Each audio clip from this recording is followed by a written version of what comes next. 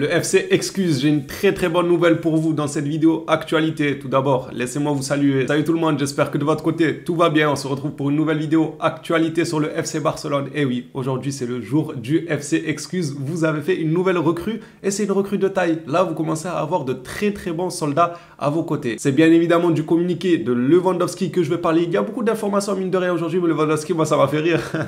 Ça m'a fait rire, ça m'a réellement fait rire. On va découvrir ça ensemble. Si le contenu te plaît, n'hésite pas à lâcher le petit like, le petit abonnement. Vous connaissez la chanson, je me répète énormément de fois, mais je suis obligé. Si jamais il y a des nouveaux qui sont de passage par là, bah eux n'y penseront pas forcément. Du coup, on est obligé de le répéter. Vous savez déjà. Allez, sans plus attendre, commençons cette vidéo actualité sur le FC Barcelone. Eh bien, le FC excuse. Comme je vous disais, vous avez une recrue de taille et c'est Lewandowski qui s'est exprimé sur son match désastreux, dégueulasse, horrible d'hier. Il nous dit hier matin, je ne pouvais pas marcher, rien que ça. Et j'ai joué contre Gérone avec une ceinture lombaire à cause d'un coup que j'ai subi lors du Classico. Alors pour moi, c'est le FC excuse. C'est clairement le FC excuse parce que Lewandowski, on lui en veut pas que sur ce match-là. C'est clairement pas ça. Il y a tant de matchs où il était invisible, des grandes rencontres, des grands matchs où on attendait beaucoup de lui, où il était invisible de chez invisible. Il jouait avec quel genre de ceinture? Dis-nous, les matchs d'avant, tu jouais avec quelle ceinture? Ok, hier, tu as reçu un coup lors du Classico. Je veux bien le croire. Il n'y a aucun souci. Je veux bien le croire. Il a joué avec une ceinture lombaire. Et les matchs d'avant, tu as joué avec une ceinture quoi? Une ceinture quoi? Une ceinture pour maigrir, pour perdre du poids, une ceinture pour les abdos. Je sais pas, dis-nous, tu as joué avec quelle ceinture les matchs d'avant?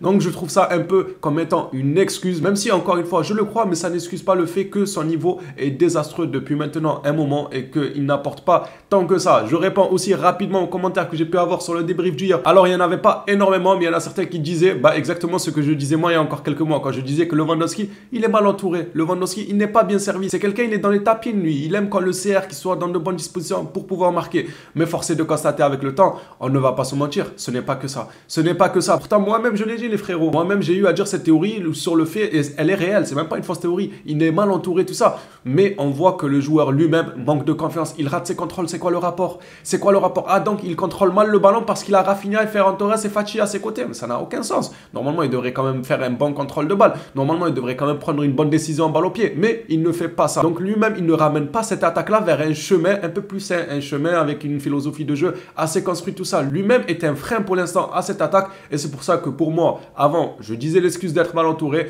Maintenant, il est toujours mal entouré, c'est sûr, c'est une théorie qui est correcte, mais on ne peut pas le défendre à 100%, il n'est pas irréprochable. Des prises de décision dégueulasses, je le trouve pas énormément affûté et un manque de précision énorme. Donc, le FC excuse, vous recevez Lewandowski en tant que nouvelle recrue.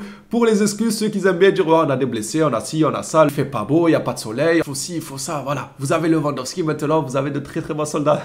Votre FC excuse grandit de jour en jour. Allez, on continue avec une autre communication pour Lewandowski, reprenant du sérieux. Messi appartient à Barcelone, nous le savons tous. Je ne sais pas ce qui va se passer, mais j'espère jouer avec lui la saison prochaine. Ça pourrait être monstrueux, ça pourrait être monstrueux. Et Lewandowski accompagné de Lionel Messi, vous savez, juste derrière. Après, c'est à Xavi d'élaborer une bonne recette pour que ça marche. Mais un Messi qui distribue à Lewandowski, excellent. Un Messi qui élimine un ou deux joueurs pour donner à Lewandowski, excellent. On rêve tous de voir ça. Et puisqu'on parle de Messi et des probables retours, Rodriguez nous dit par l'intermédiaire de Thiers, Messi est conscient que le Barça fera bientôt une proposition. Il attend toujours que le club bouge, tandis que le Barça cherche des formules. Beaucoup de choses sur son retour dépendront de la Liga. Donc de la Liga, Tebas, fair play financier, l'affaire Negreira certainement aussi. Donc ce n'est pas forcément que entre nos mains et c'est ça les situations les plus délicates. Il y en a qui vont me comprendre. C'est les situations les plus délicates ça. C'est quand tu as un choix à faire et que ça ne dépend pas que de toi. C'est pas que toi qui dois trancher en disant oui ou non. C'est les gens autour de toi, c'est l'environnement. Là c'est exactement la même avec Messi. C'est le fair play financier, c'est Tebas, c'est la Liga, c'est l'affaire Negreira. Donc ça sera pas que entre nos mains. Du côté de Gavi, on a eu des rumeurs comme quoi l'agent de Gavi aurait rencontré les dirigeants de Chelsea, mais ce n'était pas pour parler de Gavi. Chelsea n'a pas fait d'offre pour Gavi. Ivan de la Peña, l'agent du joueur, a rencontré le club londonien pour parler de Luis Enrique. Donc c'était plutôt pour le poste d'entraîneur. Ça n'avait rien à voir avec Gavi. Gavi, il est heureux du côté du FC Barcelone. Pas de Gavi qui est heureux donc à Barcelone. La blessure d'Ousmane Dembélé est la plus inquiétante pour le club. La durée de la convalescence du joueur dépasse les prévisions initiales de beaucoup. Ça dépasse de beaucoup les prévisions initiales. Il faudra encore attendre quelques jours après le match contre l'Atlético Madrid. Et encore, vu comment ça sent pas très bon là, même quelques jours après le match de l'Atlético Madrid, je doute d'un retour d'Ousmane Dembélé. On le souhaite tous, bien évidemment, on lui souhaite un très bon rétablissement. Mais vu comment c'est parti, ça sent pas très bon. Une conférence de presse attendue par tous les Blaugrana car elle sera super importante. Et si au moment venu de cette conférence de presse, je peux vous faire une vidéo pour englober un peu les dires de Laporta, je le ferai comme d'habitude, comme on fait avec Xavi ou on a eu à le faire avec Laporta jusqu'à ce moment. Vous savez, pas mal de choses à faire. Du coup, je sais pas si je pourrais tourner cette vidéo pour couvrir la conférence de presse de Laporta, mais si je peux, je le ferai avec grand plaisir car je l'attends bien évidemment, cette conférence de presse. Juan Laporta tiendra la conférence de presse tant attendue sur l'affaire Negreira le 17 avril à 11h, heure locale. Il va casser des bouches. Il va casser des bouches. Déjà, il a réussi à trouver que Seferin ou je sais pas quoi là. Il a trafiqué son CV. Il a réussi à mettre Tebas dans la sauce. Il va arriver, il va lâcher punchline sur punchline. Pour lui, ça ne va pas être une conférence de presse, mais un rap contender. Il va clasher tout le monde. En tout cas, j'ai hâte de cette conférence de presse. J'espère, Inch'Allah, pouvoir vous la tourner en vidéo pour englober un peu ce qu'il a dit. Prestiani, une piste au FC Barcelone. Alors, c'est un joueur dont on a déjà parlé, mais il y a longtemps qu'on en avait parlé. Prestiani est toujours sur la liste de Barcelone. Le talent de l'équipe Vélez est toujours dans le radar de Barcelone car sa valeur actuelle est de 10 millions. Mine de rien, c'est pas donné 10 millions. Dans notre situation à nous, c'est pas donné. Tu me dis le Barça d'il y a 6 ans, 7 ans encore. Dans ce Barça-là, c'est vraiment pas donné et surtout, il faut faire attention. On a absolument besoin de renforcer des postes et commencer à mettre hier, c'était, comment il s'appelle, Guller à 20 millions, Prestiani 10 millions, ça peut chiffrer vite. On peut se retrouver avec 40-50 millions et s'il flop, bah, c'est nos finances qui flop aussi. L'ancien secrétaire technique, en tout cas, c'est un jeune attaquant qui a l'air très prometteur. Là, je ne lui enlève absolument pas, il faut juste faire attention dans notre situation. L'ancien secrétaire technique, surtout, je m'arrête encore une fois, je suis désolé les gars et après j'enchaîne. Surtout, si c'est pour le ramener, commencer à le gérer comme Pablo Torre. Hein. Si c'est pour faire des Pablo Torre, nous ramener des jeunes à 10, 15 millions, 5 millions, et au final, vous les laissez sur le banc, ils chauffent le banc toute la saison. Non merci, vous savez déjà ma politique sur ce sujet-là, laissons-les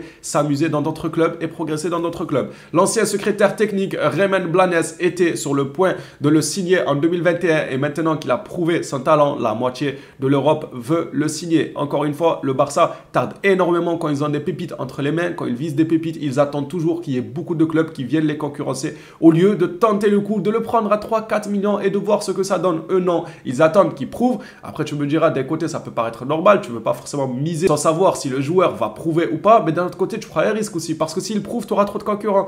Donc peut-être ça vaut le coup de mettre 3-4 millions et le laisser prouver chez nous. Après maintenant, avoir ce genre de décision dépend beaucoup de la situation. Notre situation actuelle ne nous permet pas de prendre énormément de risques. Il faut plutôt attendre que le joueur ait prouvé. Mais dans le passé ou bien dans le futur, j'espère bien que le Barça prendra ce genre de petites pépites pour les laisser prouver au FC Barcelone. Comme ça, il n'y a pas énormément de concurrence, surtout que la concurrence de nos jours, elle est rude. Manchester City, ils ont l'argent qui coule à flot. Paris, eux aussi, ils ont l'argent qui coule à flot. Le Real, tout ça. Donc la concurrence, elle est rude. Faut mieux chercher des petites pépites à haut potentiel que aller sur un dossier où il y a déjà une dizaine de clubs dessus. Et les 3 cracottes du FC Barcelone, oui, parce que c'est pas des cracks les gars, c'est des cracottes qu'on a, Ansu Fati, Ferran Torres et Rafinha, pas un pour attraper l'autre. Le Barça préfère vendre Ansu Fati à Ferran Torres ou Rafinha. Ansu est issu de la Masia, ce qui signifie que tout frais de transfert pour lui serait un avantage direct pour le fair play financier, contrairement aux 2 autres joueurs. Je pense qu'il n'y a pas besoin de faire une parenthèse là-dessus, ou je la fais quand même si jamais il y en a qui n'ont pas compris, vu que Ansu Fati est quelqu'un de la Masia, c'est quelqu'un qu'on n'a pas eu à payer une indemnité de transfert. Par exemple, Ferran Torres, on l'a acheté pour 50 millions.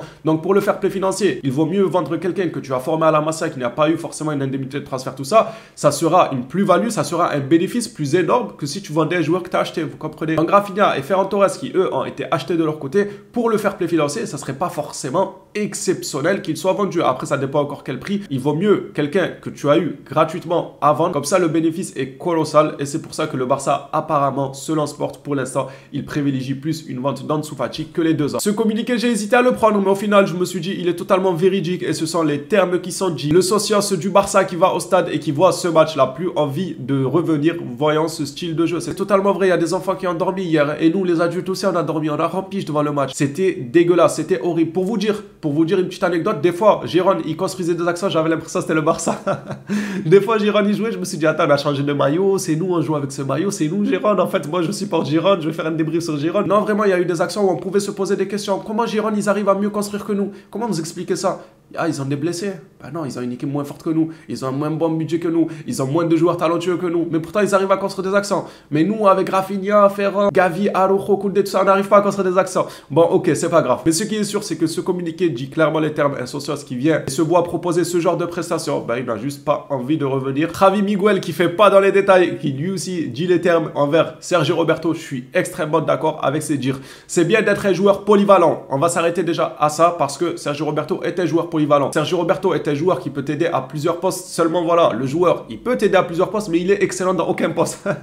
Genre, ok, s'il aurait été exceptionnel en DD et qu'il peut dépanner milieu, il peut dépanner en attaquant gauche qui redescend un peu au milieu, tout ça. Ok, mais là, le joueur, il peut dépanner partout, en DD, milieu, attaquant gauche qui redescend, tout ça. On sait déjà, mais il est excellent dans aucun des postes. C'est problématique quand même, mine de rien. Donc c'est cool qu'il soit polyvalent, mais il n'a aucun poste où il est excellent. Il finit par nous dire, mais Sergio Roberto ne joue pas bien, quel que soit le poste. Sergio Roberto n'est pas excellent, quel que soit le poste. Pour terminer cette vidéo actualité, on va terminer par quelque chose qui me prend énormément la tête. Ceux qui me connaissent savent que la trêve internationale et moi, on n'est pas amis. On n'est clairement pas amis. À partir de 2026, la FIFA prévoit de doubler la trêve internationale de septembre d'une semaine à 2, passant de 2 matchs à 4. Seigneur, c'est dramatique, c'est dégueulasse, c'est catastrophique. Moi, à chaque saison, quand il y a la trêve internationale, moi, ça me dégoûte. Peut-être qu'il y en a certains parmi vous, vous aimez les matchs internationaux, tout ça, les équipes nationales, je peux comprendre, il n'y a aucun souci, mais moi, j'aime pas. Voilà.